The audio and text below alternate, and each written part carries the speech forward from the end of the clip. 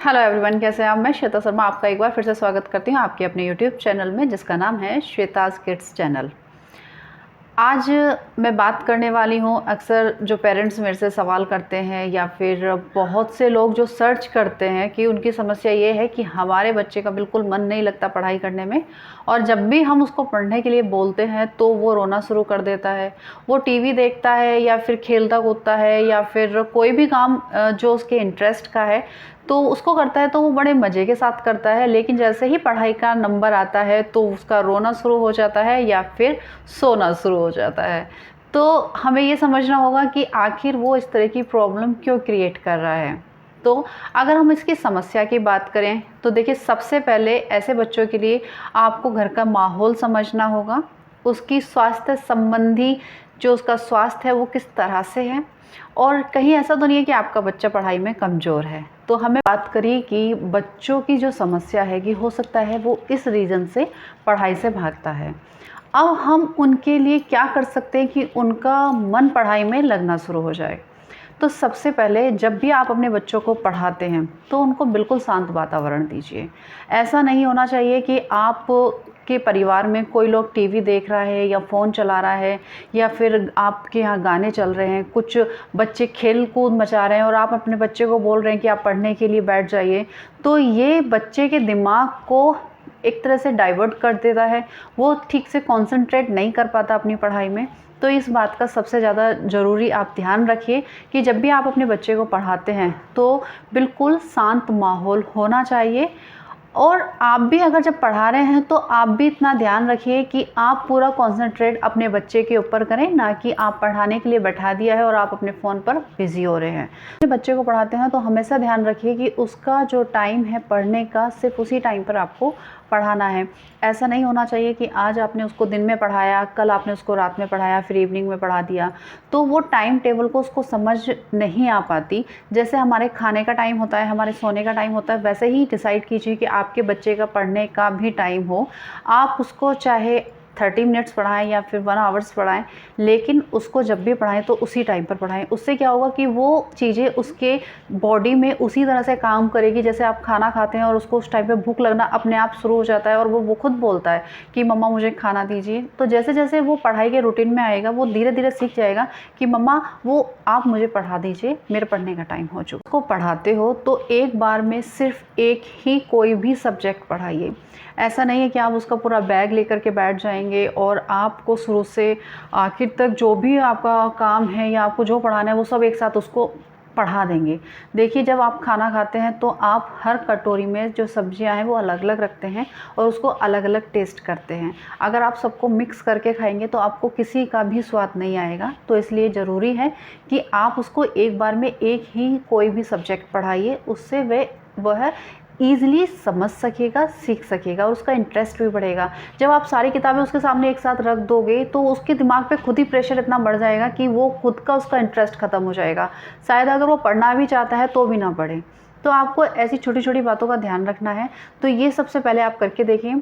इसके अलावा उनकी टाइमिंग इस तरह से सेट कीजिए कि ऐसा नहीं होना चाहिए। मैं अक्सर पेरेंट्स को देखती हूँ कि फटाफट आपको ट्यूशन भेजना है। देखिए, बच्चा है वो छोटा, और मैं देखिए बड़े बच्चे फिर भी थोड़ा सा समझदार होते हैं और हर चीज़ को समझ लेते हैं, संतुलन बना लेते हैं। लेकिन छोटे बच्चों के लिए बहुत ज़्यादा प्रेशर हो जाता है। छोटे बच्चे जो, और उनके साथ बहुत ज़्यादा प्रॉब्लम होती है जिन्होंने अभी अभी स्टार्ट किया है। कुछ पेरेंट्स मैंने देखे हैं कि वो बहुत छोटे बच्चों का ट्यूशन भी लगा देते हैं कि बच्चा हमसे नहीं पढ़ता और नहीं सीख रहा है, और वो क्या करते हैं, उनका आखिरी सहारा होता है कि ट्यूशन में जाते हैं कि ट्यूशन वाली मैम या टीचर्स जो भी है वो उसको सिखा देगा। लेकिन ये हम उनके साथ बहुत गलत करते हैं। देखिए, बच्चा स्कूल से आता है, खाना खाया, तुरंत उसको प्रेशर है, फिर पढ़ने के लिए जाना है, तो वो क्या सीखेगा? उसका खुद का इंटरेस्ट ख़त्म हो जाएगा पढ़ाई में।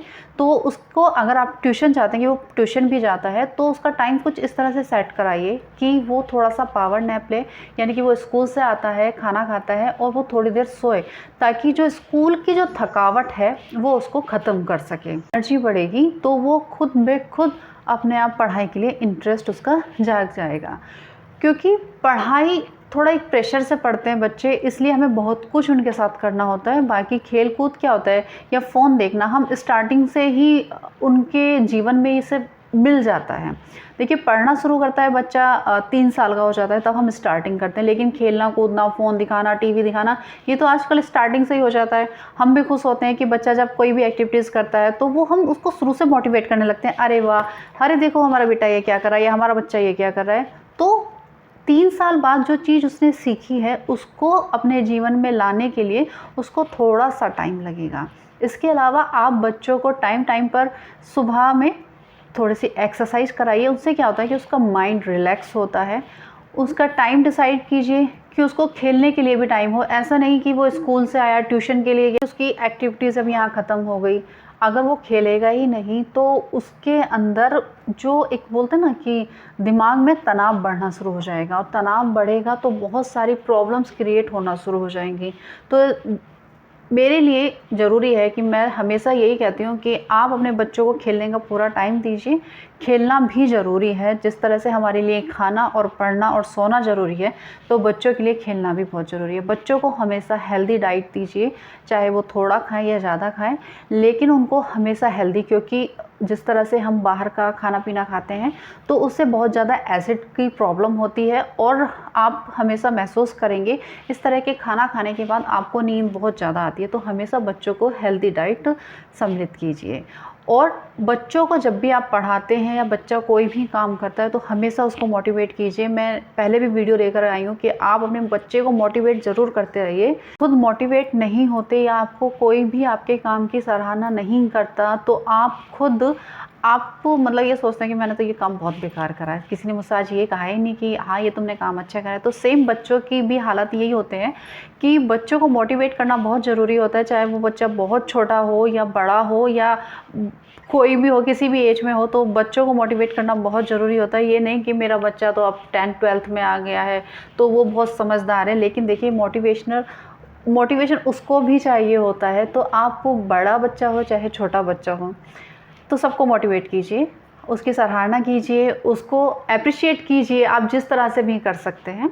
इसके अलावा जब अगर छोटे बच्चे अगर आप उन्होंने अभी पढ़ना शुरू किया है तो आप कभी उनको एकदम से प्रेशर के साथ मत पढ़ाइए, ये सीखना है या ये बताना है। तो हमेशा उनको खेल खेल में पढ़ाइए। खेल खेल में किस तरह से पढ़ा सकते हैं इसके लिए भी मैं बहुत सारी वीडियोस लेके आती रहती हूँ। नींद का भी पूरा ध्यान रखना ज़रूरी होता है, क्योंकि स्कूल का टाइमिंग जो होता है वो बहुत अर्ली मॉर्निंग होता है। बहुत से स्कूल सही टाइम पे होते हैं, बट डिस्टेंस ज़्यादा होने की वजह से बच्चों बस से ट्रैवलिंग करते हैं तो उनको बहुत जल्दी उठना होता है। अभी बच्चा जब सुबह उठता है तो कहीं ना कहीं उसको मतलब इवनिंग तक उसको नींद आना शुरू हो जाता है या थकावट महसूस होती है, और हम देखते हैं कि ट्यूशन के टाइम के बाद में उसका वही टाइम होता है पढ़ने का और उसको आलस आना शुरू हो जाएगा तो वो किस टाइम में पढ़ाई करेगा। तो उसका टाइम बिल्कुल डिसाइड होना चाहिए और उसकी नींद का पूरा ध्यान आपको रखना है। कोई ना कोई टाइम बीच में उसको पावर नैप दिलाते रहिए, तो इससे बच्चे की नींद पूरी होगी तो शरीर में एनर्जी हमेशा बनी रहती है।